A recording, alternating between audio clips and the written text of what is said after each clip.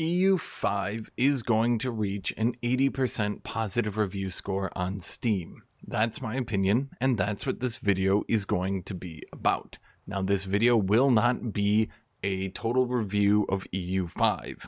I don't have the patience, nor do I have the editing skill to do a total review. My opinion of the game is that it is extremely ambitious and really, really good. There's not been many games that I've sunk hundreds and hundreds of hours into just at the drop of a hat right when the game came out, and this is one of the few that I did actually do that. Those of you who watch me a lot know I am a very picky person. I don't like games that much. I kind of play on vibes, and if I like something, I continue to play it, and if I don't like something, then I just don't continue to play it. EU5 is a game that, as I just mentioned, I play a lot, and I think this is a good game. However, there are several content creators who have raised very many legitimate concerns over the game and think that it is not a good game, that in fact it will crash and burn. I don't think that that's true. I think that the complaints they're raising are extremely insignificant in the grand scheme of things. Frankly, will not actually be the opinion of the average player who plays the game, and that the average player who plays the game not only won't really care that much about them, but will continue to play and enjoy the game regardless of them. Now, as of right now, we can see that EU5 has, we can see that EU5 currently has a 76% review score. So if I'm right and it raises to 80%, then that's great. If I'm wrong and it doesn't raise to 80%, then that's also great. Either way, we generate content. This is going to be done mostly in a podcast style of way. As I did my last video, I wrote a giant post and I edited it a lot more, so hopefully it's a bit easier for you guys to A, read along with, and B, listen, as I actually have a good post to read all the way through. Now, that does mean that you can put me on your second monitor, you can listen along. Just use this as a podcast. You can watch if you want, but as I like to joke, it's not going to be very visually stimulating. So do make sure to like, do make sure to subscribe, do make sure to leave a comment down below. As I did mention in my last video, and I'm going to mention again, this is a free post. This is not, you don't have to subscribe to read this. I'll put this down in the comments. It's totally free. You don't think I'm trying to like get you to subscribe or anything like that. It's just good for me to put these giant posts up, and I like it when people read what I write, because otherwise why would I write it? Make sure to like, make sure to subscribe, and make sure to leave a comment down below on any of your thoughts. Now, this post isn't going to be my personal opinion on games, but rather it's going to be my opinion on how the average gamer sees games. Meaning, for example, I don't actually think that bad AI is acceptable, but rather, as I'll go into, that the average gamer tends to not even notice it. So bear in mind that I'm not defending or condoning anything I say here, I'm merely stating what the average gamer will think. The two major complaints that content creators have levied at the game are: the first complaint is a lack of polish, general bugginess, and the jank in the game, and the second complaint is the weak AI. All of these things I'm including in one complaint, and the second one is just the weak AI. And I've seen this in video after video from content creators complaining about these two things. They're entirely correct. I also don't think it matters. And let me defend that opinion. First off, the bad AI. I made a previous post talking a lot about how it'll get better, and I still maintain that the AI will get better in the near future. I still maintain that the AI builds its countries well enough. Lastly, I maintain that Very Hard has enough challenge to keep the game interesting. This post will not be me talking about any of that, but rather just bluntly saying, your average gamer really does not care about bad AI. The first image I linked, which I'll show in a second, is CK3's player count over time. The first big spike is the release of the Throne Room DLC. The second big spike is the release of the Landless DLC. Both of these DLCs have received harsh criticisms for being very power creep heavy, not being balanced at all, and resulting in the game reaching new levels of boring. After both of these spikes, we can see the Nomads DLC, which once again launched with such outrageously overpowered mechanics that the game basically played itself. And we can see that right here in this little thing I've shown. This is with the Throne Room DLC, which just added all those items, power creep, just made the game so much easier, and the player count went up. Here we can see the Landless DLC, which was just mind-numbingly broken, made the game simplistic and allowed you to go from landless to emperor of the Roman Empire in one lifetime. And once again, the player count just continued to go up. Here we have the Nomad DLC, which I believe was somewhere around here. And once again, the player count didn't go up, but rather just continued to go up. We've seen nothing but the player count consistently going up. As I'll state later in this post, I would actually appreciate harder AI and I would appreciate more challenges, but the blunt matter of the fact is the player count does not seem to show any correlation with how easy they're making this game. And I'll get into why this can reach a breaking point later, but for now, the proof is in the pudding in this one. Despite the game getting constantly easier, and despite the AI struggling to ever keep up with the player, the game's player count continues to go up. The game, even in recent reviews, has an 80% review score on Steam.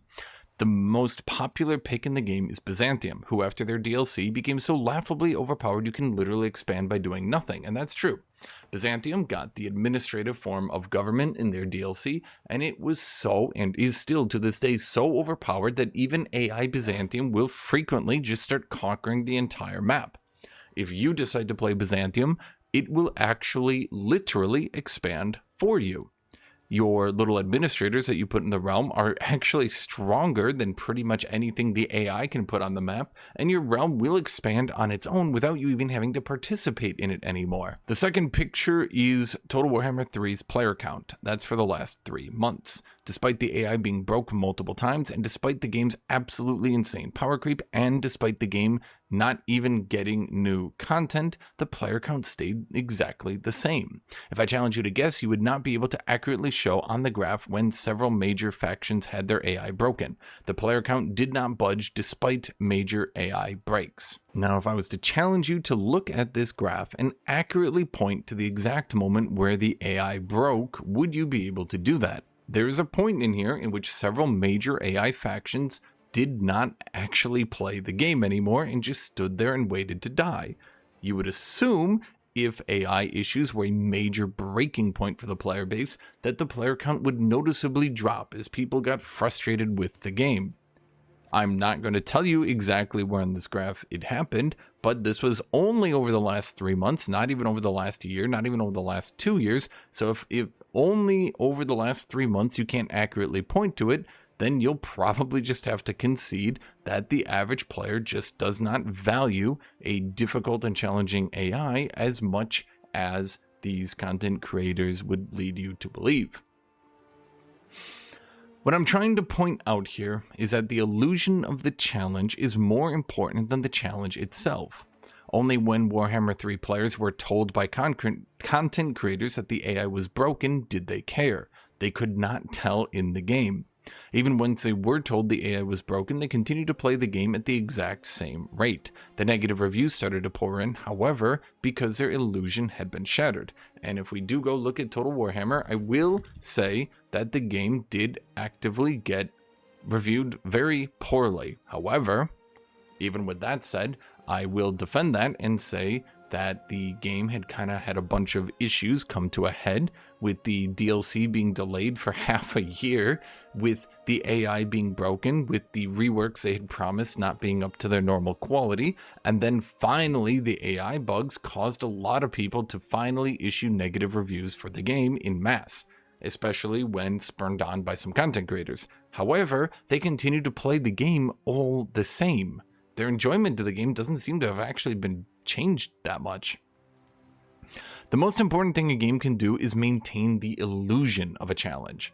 Make the player feel threatened, like they have to play well so they can feel like they triumphed over something. Some games, obviously, try harder than others to achieve this. Some players do not even need the illusion of the challenge, but we're not going to focus on them. The question then for EU5 is, does the AI make you feel threatened? Yes, I have personally been attacked and even killed by the normal difficulty AI when running my own single player games, and I've done that on stream, and you can actually verify that. If you don't ally, if you don't expand, the AI will form its own alliances and gang up on you. Will it always win? Of course not. Players want to be threatened, but they don't actually want to lose. If Luke Skywalker died to Darth Vader in the first movie, then Star Wars would probably not be remembered fondly. Now, I did have a game of Brandenburg where I think 4 different AI around me allied and attacked me. I did do a save scum because the first time I lost, but we managed to win that war in the end. I did a second run as Brandenburg because I was checking. This is before I was streaming. I was checking if this was going to be good content to stream. And in that second run, I actually just died outright. I've run several games of Austria now. And in my games as Austria, I have been attacked by Hungary joining against me in my wars. I've been directly attacked by Bohemia several times. I have been attacked by coalitions. To say that just because I was a player that I never got attacked is just not true. And I don't know where that's coming from, because the AI will definitely declare war on you and bring in giant alliance blocks if you don't bring in any allies and if you aren't very strong on your own.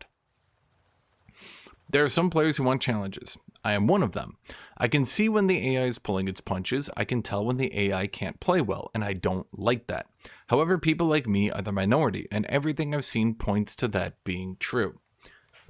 I've seen no proof. I have seen no logic, no correlation, nothing that shows that the players who want heavy, legitimate challenges are the majority of players for games. There are some games out there, of course, that cater to people like that. Now, some people do enjoy games like Kenshi, where you just get beat up a lot. Some people do enjoy games like Elden Ring. Even games like Elden Ring, though, often leave in easy mode. They leave in overpowered things. They leave in weapons that are just better than any other weapon. And that's not a mistake. They obviously do that intentionally. After making Dark Souls games for 10 years, they did not accidentally give another bleed weapon insane scaling while also having bleed for insane damage. They didn't accidentally do that. They just gave players the option to use a weapon like that, A, to make the game a little bit easier, and B, to allow you to beat the game easier. So long as the enemies appear very challenging and deadly, you'll feel good when you beat it.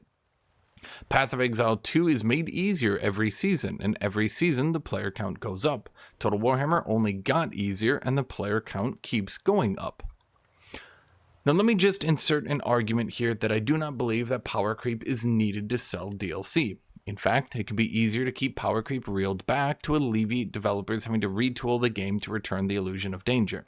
Now, what I mean by that is very often in games, see Stellaris is one of a big example, that when you power creep too much, and you keep the power creep going on for too much, eventually the developers have to retool the entire game. This takes a lot of development time.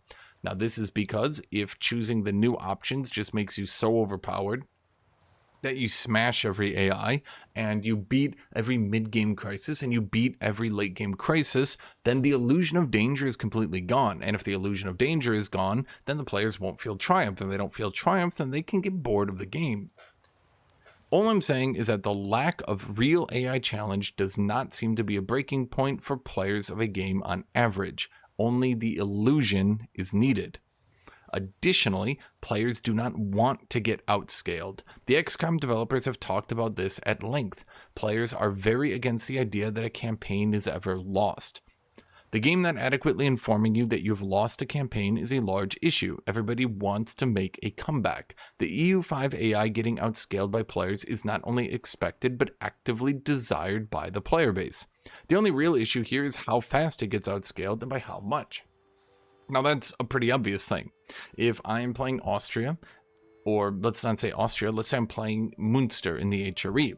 If the HRE slowly condenses and more countries start recombining, would you enjoy a campaign if you realized in that campaign that you had lost? That there was nothing really more you could do. The AI had just built too big of an economy. It had expanded too much. You hadn't expanded enough yourself. And despite not being dead, that the campaign was over. Would you enjoy that? Now you might say, well, what if I made allies? I'm not saying that. I'm saying, what if you actually lost? You just hadn't been wiped out yet. There's no possible way to get out of this situation. This is what the XCOM... I read some articles written by some XCOM developers who talked about this. Players really do not like that situation. Players, on average, or average player, wants a situation where they will inevitably triumph over the AI. Now, in EU5, which is obviously a very long-lasting game meant to last hundreds of years, the question is not should you outscale the AI, the question is when should you outscale the AI? What year should you outscale the AI? By how much should you outscale the AI? Those are the questions. The question isn't should you outscale the AI? No. Nobody wants the AI to outscale them. So far as the game having issues into the late game, I don't believe that's going to be an issue either. The average gamer has significantly less time on their hands than content creators seem to realize, and it will likely be weeks before the average player has stopped restarting their game, sat down, and actually played a game to the 1600s. By that point, the developers could easily have patched the game's issues up a bit, or the players could have just naturally restarted their campaign once their goals were completed. And I think that that's true.